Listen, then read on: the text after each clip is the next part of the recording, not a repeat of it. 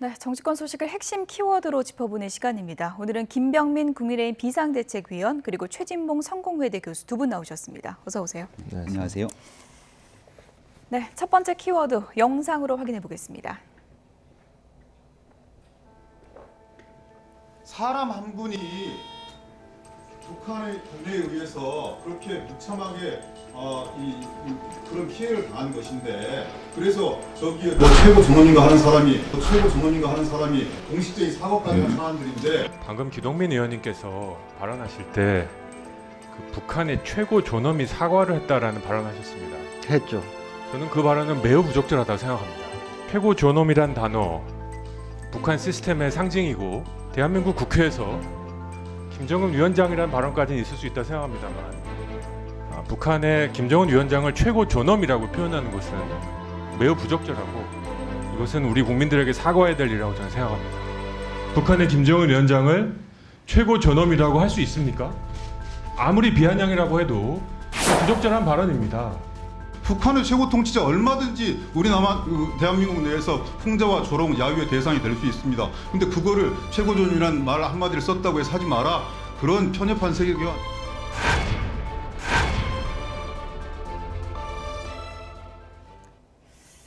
최고 존엄, 이 네 글자가 국감장을 흔들었습니다. 최진봉 교수님, 네. 국감장이 흔들릴 만한 단어입니까? 저는 개인적으로 그렇게 생각하진 않아요. 왜냐하면 이제 표현을 보면 기동민 의원이 뭐라고 그랬냐면 최고 존엄이라 하는 사람. 이 말은 북한에서 이렇게 불리는 사람 이런 예. 의미로 들리거든요. 예를 들면 기동민 의원이 정말 김정은에 대해서 최고 존엄이다 이렇게 얘기했다면 그게 논란이 될 수 있지만, 북한에서 최고 존엄이라고 불리는 사람이 그런 얘기를 했다 이런 얘기니까 저는 뭐 기동민 의원이 김정은을 최고 존엄이라고 생각했다고 보지 않습니다. 저도 물론 당연히 그렇게 생각하지 않고요. 근데 예. 북한에서는 그렇게 불려지는 사람이 그런 얘기를 했다 이런 얘기인데 너무 조정훈 의원이 민감하게 반응하신 것 같아요. 그러니까 뭐 예를 들어서 어느 나라에서 어떤 사람에서 그렇게 불리는 사람이 이런 얘기를 했다 이런 얘기할 수 있는 거잖아요. 그 사람에 대해서 얘기하는 사람이 그렇게 느꼈느냐, 그게 아니고 그 지역에 있는 사람들이 북한이라는 지역에서 그 사람을 최고존엄으로 불리는데 그 사람이 이런 얘기를 했다 예. 이런 얘기를 한 거니까 저는 크게 문제가 안 되는 것인데, 예. 조정훈 의원이 너무 지나치게 이 문제를 가지고 좀 이슈화하는 게 아닌가 개인적으로 그런 생각이 있습니다. 기동민 의원이 좀 답답하다 보니까 예. 앞뒤 다 자르고 왜 나를 김정은 위원장의 꼬붕을 만들었냐 뭐 그러니까요. 이런 표현까지 네. 쓰면서 반박을 했는데, 그럼에도 불구하고 이 단어는 옳지 않다. 이게 이제 그 반박 논리 아니겠습니까? 어떻게 보십니까? 맥락을 예. 좀 살펴볼 필요가 있겠죠. 왜냐하면 대한민국 국민이 서해에서 죽임을 당했던 일에 대한 내용들이 공방이 계속 퍼지고 있는데, 민주당의 주장이라는 것은 북한의 김정은이 직접 나서서 사과까지 했다는 게 핵심 아닙니까? 예. 그럼 이런 내용들을 얘기할 때 풍자와 조롱, 야유를 섞어가면서 북한의 김정은 위원장이 직접 사과했다고 얘기하는 것이 맥락이 맞지는 않을 수 있을 겁니다. 구태여 꺼내지 않았으면 좋았을 법한 얘기이기 때문에 예. 일단은 국회의원의 발언이 속기록으로도 기록이 남는 상황일 것이고요.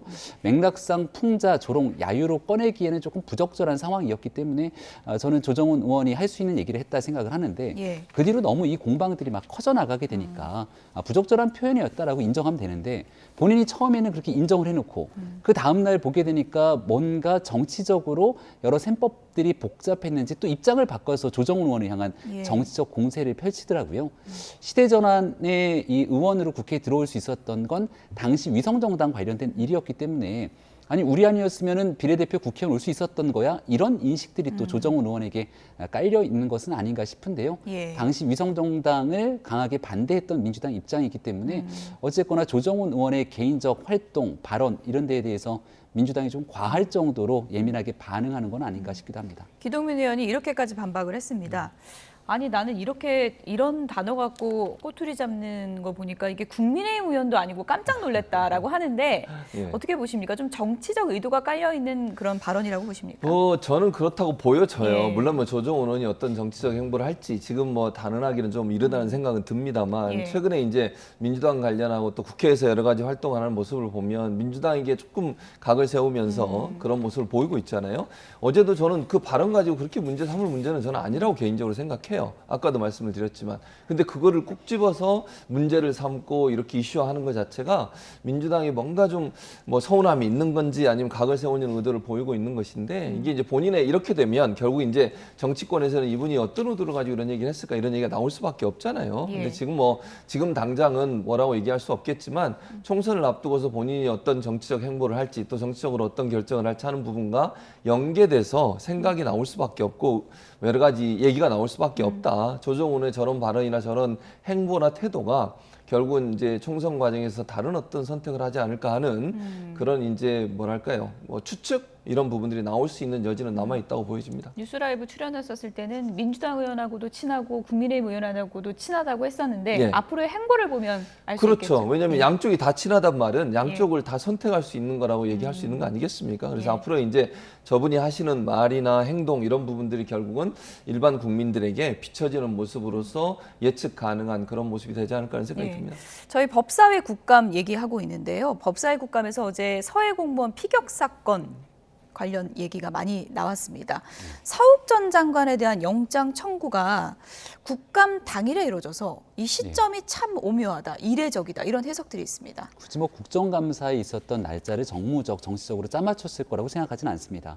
왜냐하면 전직 국방부 장관에 대한 영장 청구기 때문에 여기에 대한 면밀한 검토 또 영장 실질 심사에 따라서 실제 발부될 가능성이 높지 않다면 이러한 무리한 영장 청구가 부메랑이 돼서 오히려 검찰이 수사 상황을 옥죄일 수가 있을 겁니다. 일단은 소환 조사를 통해서 관련된 서욱 장관 그리고 해경청장이 관련된 의혹, 혐의들을 전면 부인했다는 것 아닙니까? 우리가 구속에 대한 여부를 봤을 때 상당한 혐의가 소명되고 증거인멸, 도주 가능성들을 보게 되는데 이 증거인멸의 우려 속에서 관련된 내용들이 확실함에도 불구하고 강력하게 부인했을 때 증거인멸에 관한 우려가 크다 이렇게 언급을 하거든요. 현재로서는 뭔가 분명한 사안들, 혐의를 입증할 만한 내용들을 확보한 상태 속에서 거듭 관련된 혐의를 부인하고 있기 때문에 신속히 영장 청구를 한 것이 아닌가 싶고 이게 이 사안으로 끝나는 게 아니지 않습니까? 국방장관, 해경청장이 만약에 구속이 되게 된다면 그 이후에 최종적으로 어디에서부터 이 서해 공무원 피격에 관련된 자료, 증거를 인멸하거나 월북으로 몰아가려고 하는 정황들이 있었는지 수사의 급물살을 예. 탈 수 있기 때문에 일단 뭐 차분하게 심사를 좀 기다려보는 것이 온당하다 이렇게 생각합니다. 그래픽을 좀 보여주시면요. 지금 보고 계신데요.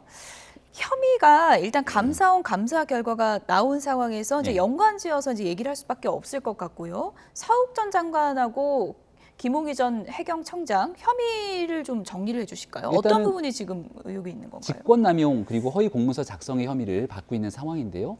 여기에 보면 서욱 전 국방장관 같은 경우는 군사 기밀에 대한 무단 삭제를 지시했다는 것, 또 합참 보고서, 거짓 내용에 대한 이 지시들이 있었다는 건데 여기에 유추해 볼 수 있는 내용 중에 하나가 지난날 산업부 공무원에 관련된 일들일 겁니다. 월성 원전 경제성 평가 조작에 관한 감사를 받고 있는 상황에서 감사가 나오기 직전에 관련된 기록들을 무단 삭제하면서 논란이 굉장히 커졌고 예. 결국 줄줄이 전격 구속된 바 있지 않습니까? 지금 현재 삭제 등에 대한 정황들을 분명하게 확인한 것 같은데 여기에 관한 지시 등에 대한 증언이라든지 뭔가 수사 상황의 내용들을 확보했기 때문에 여기에 대해서 국방장관에 관한 구속영장이 청구된 것이 아닌가 싶고요. 예. 해경청장 같은 경우는 앞서 우리가 지켜봤듯이 관련된 추가적인 내용들이 있음에도 불구하고 나는 못 본 것으로 하겠다. 이런 얘기들까지 나왔는데요. 허위 공문서를 작성토록 무언가 모종의 압박을 가거나 지시를 해서 최초에 있었던 사안들이 있는데 그 사안을 완전히 뒤집어 갖고 월북으로 국민들께 발표하도록 뭔가의 공문서 작성들이 이루어지게 됐다면 심각한 범죄 행위로 볼 수 있겠죠. 아직은 수사 상황의 내용들을 다 알려지지 않아서 우리도 유추할 수밖에 없는 건데 예. 영장 실질 심사를 통해서 만약 구속이 되게 되거나 하는 경우들이 있게 되면 여기에 관련된 내용들이 순차적으로 드러나지 않을까 싶습니다. 예. 어쨌든 뭐 첫 신병 확보 시도인데요. 공교롭게도 감사원의 중간 감사 결과가 나온 이후에 검찰의 수사 속도가 빨라지다 보니까 민주당에서는 이거 기획된 거 아니냐 이런 지금 반박이 나오고 있는 거죠. 그러니까 그렇게 얘기할 수밖에 없는 거죠, 민주당 입장에서. 왜냐하면 감사원과 검찰이 손발을 맞춰서 수사를 하고 감사를 한 게 아닌가. 왜냐하면 양측에서 같이 시작을 했어요. 어찌 보면 검찰이 좀 먼저 시작하고 그다음 감사원이 들어왔는데 이런 경우는 극히 이례적인 현상이거든요. 왜냐하면 일반적으로 감사 요청이나 청구가 들어오면 감사원이 먼저 감사를 하고 그 감사 내용에 근거해서 검찰이 수사를 의뢰하면 검찰이 수사를 해서 보강 수사를 해가지고 법적 처리를 하거나 아니면 이런 경우가 많은데 지금은 양측이 같이 했었어요. 그러다가 감사원이 발표하자마자 며칠 지나자마자 지금 검찰이 두 사람에 대해서 구속영장 청구를 했거든요. 이게 결국은 전 정권에 대한 망신주기 아니냐 이런 비판이 나올 수밖에 없고, 감사원 같은 경우는 절차적 문제 때문에 논란이 되고 있습니다. 지금 왜냐하면 감사가 완전히 끝난 그날 마지막 날 끝나는 날인데 중간 발표를 했고요. 감사위원회 전체 의결도 거치지 않고 발표를 했어요. 이러면서 왜 이렇게까지 서둘러서 성급하게 할 수밖에 없었는가? 이게 무슨 뭐 시간을 다투는 문제도 아니잖아요. 전 정권 문제이고 증거는 다 남아있는 상황이고, 이런 상황에서 이런 행동을 하는 것이 과연 감사원이 정치적 의도가 없으면 과연 이렇게 하겠느냐 이런 비판이 있을 수밖에 없고, 검찰은 또 기다렸다는 듯이 감사원이 이런 결과를 받자마자 구속영장을 청구를 했습니다. 두 사람에 대해서.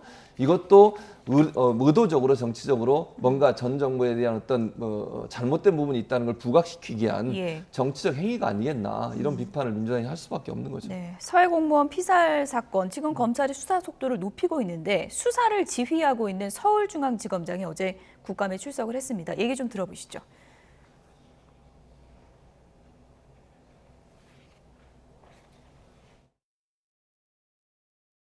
중앙감사장은 이 사건을 어떤 사건으로 인식합니까? 서해 공무원이 실종 신고가 접수가 되고 또 발견이 되고 피격이 되고 소각이 되고 그 이후에 관계 국가기관이 월북으로 단정한 사건입니다.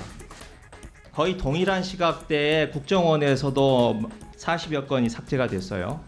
이러면 박지원 원장도 구속 대상이겠네요. 가정적 상황을 전제로 답변드리겠습니다. 네.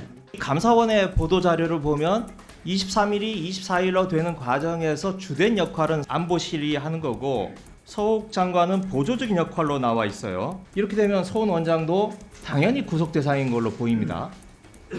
마찬가지 답변드리겠습니다. 네. 이걸 하나를 가지고 지금 사건을 완전히 뒤집어서 월북몰이로 다시 몰이를 하는 그런 현상이 지금 벌어지고 있다고 생각을 합니다. 의원님, 그건 아닙니다. 시간이 지나면 다 밝혀지게 돼 있습니다. 그래서 자 이렇게 되면 문재인 대통령도 조사 대상입니까? 가정적 상황에 답변드리지 않습니다. 네, 검찰 수사 앞으로 이제 어떤 부분이 이제 핵심 포인트냐면 어디까지 올라가느냐 이 부분 아니겠습니까? 네. 지금 김의겸 의원이 질의를 할 때 서훈 전 실장과 박지원 전 원장을 거론했죠. 네, 핵심적인 인사들이죠. 왜냐하면 서해에서 공무원이 표류되어 있는 상황들을 발견하고 그다음 최종적인 의사결정권자의 보고가 올라가고 그다음 모종의 조치들이 있어야 되는데 우리 국민을 살릴 수 있었던 골든타임이 지나갔습니다.